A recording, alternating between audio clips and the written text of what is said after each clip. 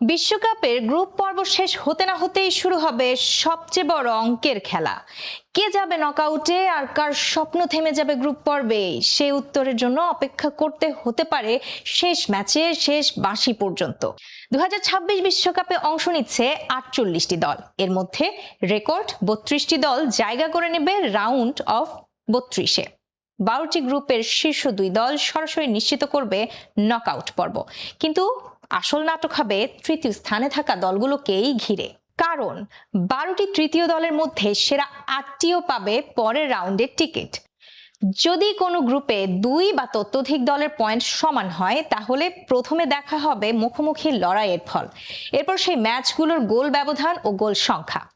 তাতেও সমাধান না এলে বিবেচনায় আসবে পুরো গ্রুপ পর্বের গোল ব্যবধান, গোল সংখ্যা এবং ফেয়ার প্লে রেকর্ড, অর্থাৎ খেলোয়াড় ও দলের অফিসিয়ালদের পাওয়া হলুদ ও লাল কার্ডের উপর ভিত্তি করে নির্ধারিত সর্বোচ্চ টিম কন্ডাক্ট স্কোর।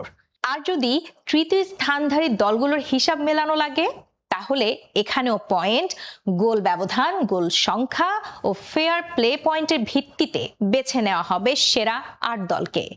এসব হিসাব নিয়েও সমাধান না হলে সমান পয়েন্টে থাকা দলগুলোর অবস্থান নির্ধারিত হবে সর্বশেষ ফিফা র্যাঙ্কিং ভিত্তি করে। অর্থাৎ শুধুমাত্র একটি গোলই নয়, একটি হলুদ কার্ড, এমনকি একটি মুহূর্তের ভুলেও বদলে দিতে পারে বিশ্বকাপের ভাগ্য। তাই বলাই যায়, এবার নকআউটের লড়াই চলবে একদম শেষ সেকেন্ড পর্যন্ত।